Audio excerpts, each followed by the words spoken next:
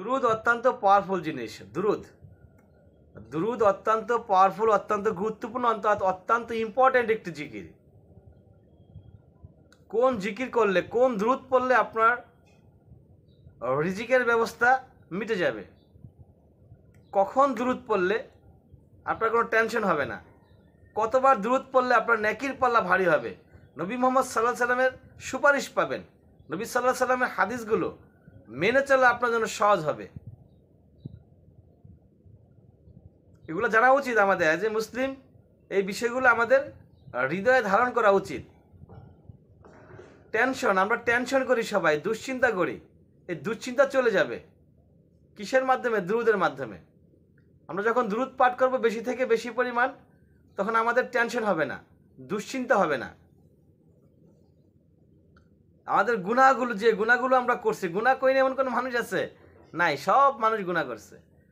তো আমরা যে গুনাহগুলো করছি, এই গুনাহগুলো মিটে যাবে, গুনাহগুলো শেষ হয়ে যাবে, ধ্বংস করে দিবেন এই দুরুদের মাধ্যমে। নেকি, আমাদের নেকির পাল্লা ভারী হয়ে যাবে। নেকির পাল্লা যদি ভারী হয়, তাহলে আমরা সফলতার মোটামুটি অনেক ধাপ এগিয়ে যেতে পারবো। এবং নবী সাল্লাল্লাহু আলাইহি সাল্লামের যে সুন্নতগুলো আছে, সেই সুন্নতগুলো আমাদের পক্ষে মেনে চলা সহজ হয়ে যাবে। মানে আল্লাহ পাক আমাদের ভিতরে সেই সুন্নত মানাগুলো সহজ করে দিবেন। সহজেই আমরা সেই সুন্নতটা যাতে মানতে পারি, সেই ব্যবস্থা মহান রব্বুল আলামিন স্বয়ং করে দিবেন। এবং সবচেয়ে বড় যে বিষয়, সেটা হচ্ছে যে কাল কিয়ামতের ময়দানে নবী মুহাম্মদ সাল্লাল্লাহু আলাইহি সাল্লামের সুপারিশ পাবো। নবী মুহাম্মদ সাল্লাল্লাহু আলাইহি সাল্লাম স্বয়ং আমাদের জন্য সুপারিশ করবেন। আমরা যে দোয়া করি আল্লাহর কাছে, অনেক সময় সেই দোয়াগুলো কবুল হয় না, কারণ দোয়ার পূর্বে আমরা দুরুদ পড়ি না। আমরা যদি দুরুদ পড়ি, তাহলে আমাদের দোয়াগুলো কবুল হয়ে যাবে।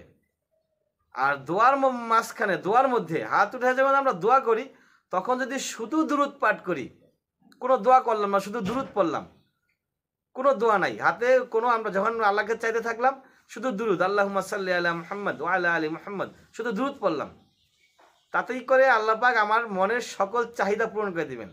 কারণ আল্লাহ জানে আমার কি প্রয়োজন আছে। শুধু দুরুদ পড়লে সেই প্রয়োজনগুলো মিটিয়ে দিবেন।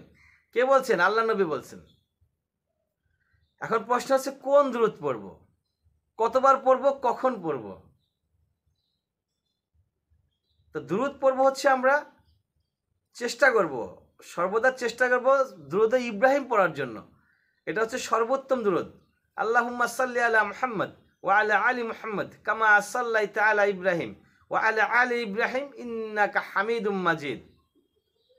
আল্লাহুম্মা বারিক আলা মুহাম্মদ ওয়া আলা আলি মুহাম্মদ কামা বারাকতা আলা ইব্রাহিম ওয়া আলা আলি ইব্রাহিম ইন্নাকা হামিদুম মাজিদ।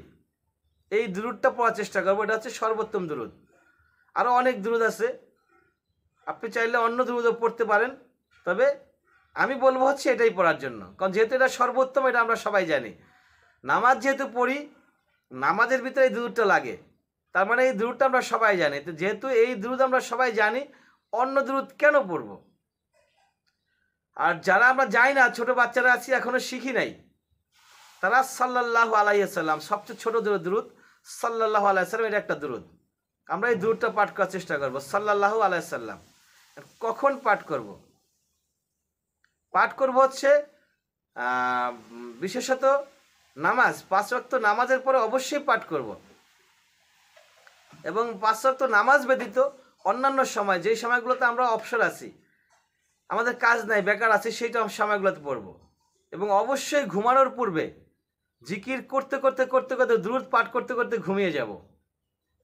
যদি ওই ঘুমের আমার মৃত্যু হয়, মৃত্যুটা আমার শহীদি মৃত্যু হবে। ওই মৃত্যুটা হবে কি? শহীদি মৃত্যু, ইমানি মৃত্যু। এবং কতবার পড়ব, কতবার, এই বিষয়টা যতবার আপনার ইচ্ছা। আপনার যতবার পড়তে ভালো লাগবে, আপনি ততবার পড়বেন। যত বেশি পড়বেন, তত বেশি উপকার পাবেন। যত কম পড়বেন, উপকার কম আসবে। তাই বেশি উপকার পাওয়ার জন্য, বেশি লাভের জন্য, বেশি সফলতার জন্য অবশ্যই বেশি থেকে বেশিবার পড়বেন। চেষ্টা করবেন প্রতিদিন সর্বনিম্ন 100 বার পাঠ করার জন্য। প্রত্যেক দিন সর্বনিম্ন 100 বার পাঠ করার চেষ্টা করবেন। ইনশাআল্লাহ তাআলা আপনার সফলতা খুব শীঘ্রই চলে আসবে। টেনশন চলে যাবে, দুশ্চিন্তা চলে যাবে, হতাশা চলে যাবে, নেকির পাল্লা ভারী হবে, গুনাহ মাফ হয়ে যাবে। স্বয়ং নবী মোহাম্মদ সাল্লাহ সাল্লাম কিয়ামতের ময়দানে আপনার জন্য সুপারিশ করবেন। আর কি চাই? শুধু এক দুরূদের মাধ্যমে আপনি এই কিছু করতে পারেন। যারা আমলটি করতে চাচ্ছেন অবশ্যই আমাদেরকে জানানোর চেষ্টা করবেন। কমেন্ট বক্সে লিখে যাবেন কারা কারা আমলটি করবেন। শুধু লেকচার শুনে লাভ নাই ভাই, আপনি শুনবেন, শুনলে অন্তর ঠান্ডা হবে। অন্তর ঠান্ডা হইলে কী লাভ হলো? 5 মিনিটের জন্য ঠান্ডা হলো। আর যদি আপনি আমলটা করতে পারেন আজীবনের জন্য ঠান্ডা হয়ে যাবে। সেজন্য সবাই চেষ্টা করবেন ইনশাআল্লাহ তাআলা আজকে থেকে আমলটা করার জন্য। ওয়া আখির দাওয়ানা আলহামদুলিল্লাহি রাব্বিল আলামিন।